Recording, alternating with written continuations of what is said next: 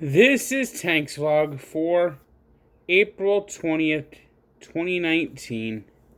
Wrapping up the day in sports.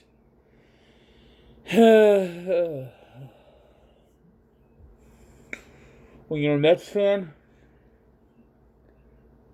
there's just always an overwhelming sense of dread and foreboding that something bad is about to happen.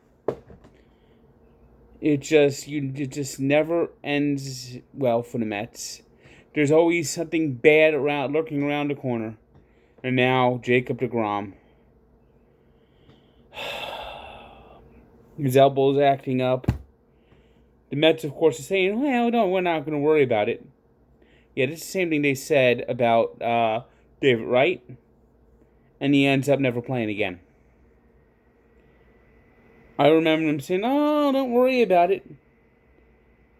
And now we have Yoenis Cespedes probably out for a year and a half. The likelihood of Yoenis Cespedes playing this year is slim and none. So when the Mets say don't worry about it, that means chances are Jacob deGrom's season is over. I mean, it just every year this happens. Every year. Oh, is it too much to ask? Is it too much to ask? And this will be his second Tommy John surgery if that's what he needs, and they don't come back from the second one. The second one always ends up being just not as good. So yeah, the chances are the Mets may not even have him back to 2021 if this is a Tommy John situation. And I just know that's what's going to happen, because that's what always happens. It never comes out good for the Mets. Nothing ever comes out good in the end for the Mets. Nothing ever comes out good for the Mets.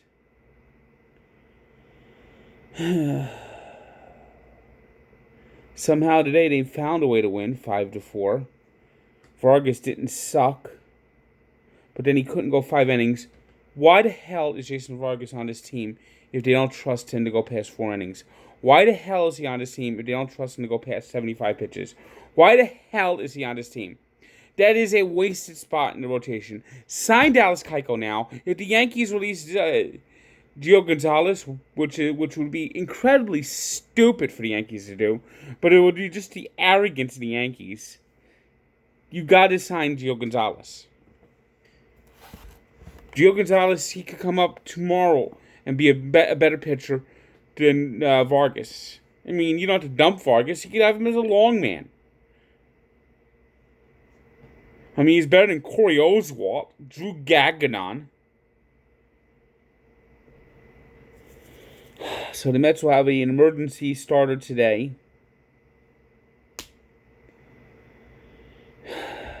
And it's just now just inevitable that it's probably going to, deGrom, after a great season last year. And then just the last 2 starts weren't very good, but now it's just every year. Every year! And then you have Mike Francesa. You see, this is why you don't sign people. This is why, there's times you just want to punch people in the face. And Mike Francesa, with his smugness, his arrogance. That's why people are turning him off in droves. More people listen to him now because he's a friggin' train wreck. This is why you don't sign people. You fucking jerk. Arrogant asshole.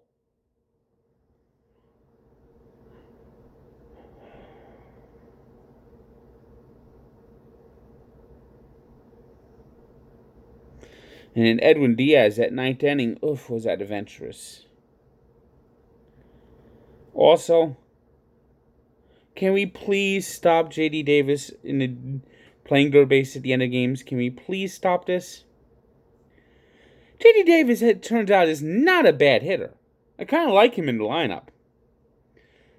Is there a way he could play left field? Maybe do less damage? It seems like his only problem seems to be that throw across the diamond where he's shaky. Because to me, Jeff McNeil is a third baseman. I love Jeff McNeil at third base. I love his glove. And he went hitless today. So. He makes some contact today. He can't get it on base every day. Still batting well over 300. Still a great hitter. He's a professional hitter, and the type of hitters that Sandy Alderson would have dumped because he doesn't lift and pull. Thank God the Mets seem to be moving away from that friggin' philosophy. And Pete Alonso. What can you say about Pete Alonso? 7 home runs. Had a bad weekend, a bad series in Philadelphia, but got off to a good start in St. Louis. Couple of good hard hits. Couple of hits. Nice home run right to center field where he seems to love hitting it. This guy's a stud. This guy is a stud. He should be the first baseman permanently. When Todd Frazier comes back, I guess we're going to have to send Dom Smith down, even though I don't really want to send Dom Smith down. I'd rather have Dom Smith at this point than Todd Frazier, but what are you going to do? At least Smith will get some at-bats down there. Well, in a few years, we'll have the DH in the National League, and that won't be an issue.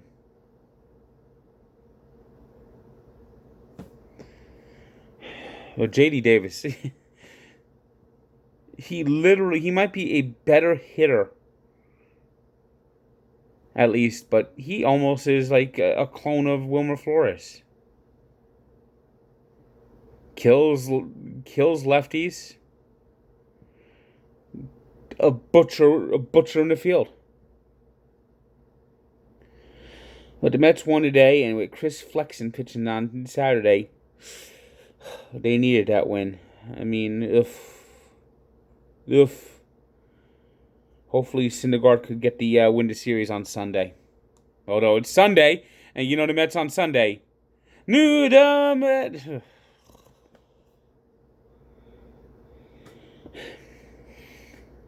Yankees today got another strong start from CC Sabathia, who now has over 3,000 strikeouts in his career.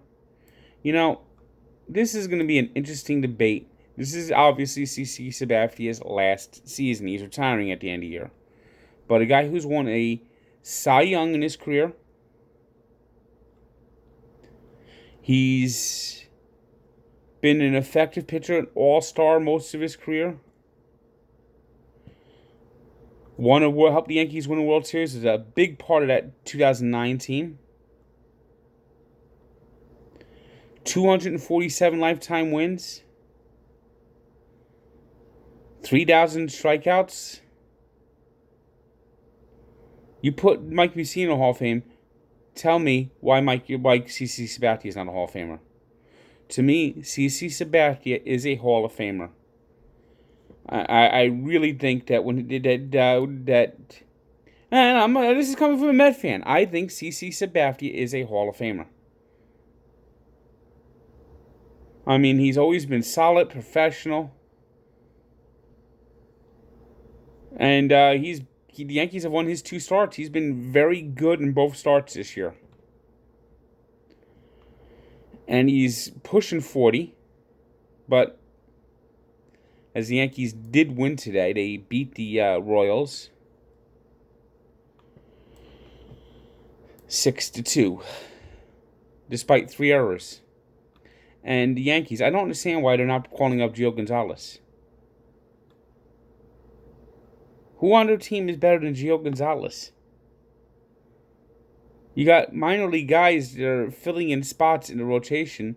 You call up Gio Gonzalez, what's the risk? If they release him, I hope the Mets pounce. They have to pounce. I want Gio Gonzalez in a Mets uniform today. If the Yankees let him go. Cubs continue their resurgence. Big strong start by Kyle Hendricks as they beat the Diamondbacks 5-1. It was the Pirates battling the rain, but there was a collision where Starling Marte was hurt. That could end up hurting the Pirates, who have played well at 11-6 this year, as they seem to get off to good starts almost every year. And they beat the Giants today and Madison Bumgarner 4-1. Red Sox, after losing 2 in New York, went down to Tampa and got back-to-back home runs from Mookie Betts, his first of the season. Mookie Betts has been in a terrible slump. Maybe this helps him break out. Mitch Moreland got a home run as they beat the Rays 6-4. It was the White Sox 7-3 winners over the Tigers. Marlins ended their 4-game losing streak, beating the Nationals 3-2. In the Battle of Texas, Jose Altuve homered, Alex Bregman homered, and it was the Houston Astros 7, Texas Rangers 2. Dodgers with a home run from Kiki Hernandez beat the Brewers 5-3. It was the Rockies with a 2-run home run by Charlie Blackmon in the 12th inning, beating the Phillies. Thank you very much, Colorado. It was the Mariners 5-3 winners over the Angels. The Angels, hey, how is this team not better? Marcus Stroman got his first win of the year. He had pitched well coming in. Only has an ERA of 1.76, but he has a 1-3 record. As today the Blue Jays beat the Athletics 5-1. Big home run by Brandon Drury led that one. And Derek Dietrich hit a 2-run homer in the 11th inning to help the Reds beat the Padres 3-2. There were rainouts today. Orioles and Twins were rained out. They'll play a doubleheader today, and also playing a doubleheader today will be the Braves and Indians, who were rained out in Cleveland. Shifting the way to the NBA, Toronto Raptors got a big game from Pascal Siakam to beat the Orlando Magic 98-93, now taking control of that series. After losing Game 1, the Raptors have come out strong in the last 2 games. It was the Celtics with a dominating performance on the road. Kyrie Irving, 19 points, 5 rebounds, 10 assists, leading the way as they scored 41 points in the first quarter and never looked back, beating the Pacers 104-96. That's a very good sign for Boston. I think the Celtics, if they get their shit together, can really make a run and take the get to the NBA Finals at the very least. Maybe win number 18. Another duck boat parade. And it was Russell Westbrook, 33 points, 5 rebounds, 11 assists, as the Thunder, after losing the first 2 games on the road, came home and got the job done, beating the Trailblazers 120-108. Now, of course, they'll have to win Game 4 to even this series, but this could be one of the better series out there this NBA postseason. While the Celtics were winning on the road, the Bruins are in big trouble. Frederik Andersen, a big night tonight. Usually a terrible goalie, but he's had a good series as the Maple Leafs got 2 goals in the third period. David Krejci scored late for the Bruins, but it was too late as the Maple Leafs won 2-1, now have a 3-2 lead in that series. Game 6 in Toronto with a chance to close things out. If I'm Toronto, I go out there and I play my best game in Game 6, because if that series goes back to 7 in Boston, I don't like the Maple Leafs' chances. And for the first time in NHL history, the top teams in each conference are eliminated in the first round. Yes, that's right. After the Lightning failed to strike in the Eastern Conference, those 62-win Lightning who did the ultimate choke, it was a flameout in the West. As the Colorado Avalanche, after losing Game 1, came back, crushed Calgary 5-1 once again. Mikko Rantanen, another huge night, 2 goals and an assist. Of course, Rantanen had the tying goal and the game-winning goal in overtime in Game 4, which put Calgary on the brink, and just a gutless performance today by Calgary.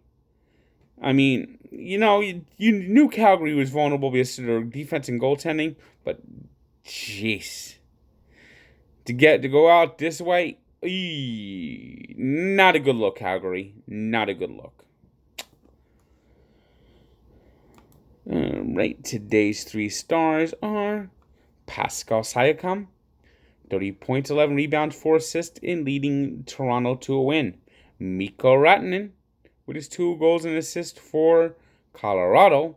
And Kyle Hendricks of the Cubs, 7 innings, 3 hits, no earned runs, and 11 strikeouts as the Cubs get back to 500. Today's birthday shout-out goes to the man who is probably the biggest bust in NFL history twice. Big bust as a player, big bust as a coach. But put him on a college campus, and he shines. I'm talking about Steve Spurrier, who could have possibly gotten a championship in the AAF if the league didn't crumble. What a joke that league was.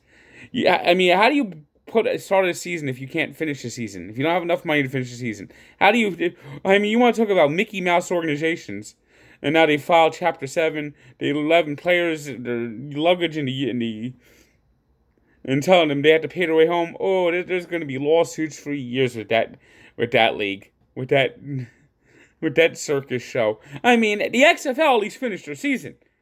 The World Football League finished one season, lost its second season. But, geez, finished the season! And Spurrier was coaching the best team, the Orlando Apollo. So, he turned 74, and once again, he is without a job. But, great coach in college football. Won a national championship with Florida.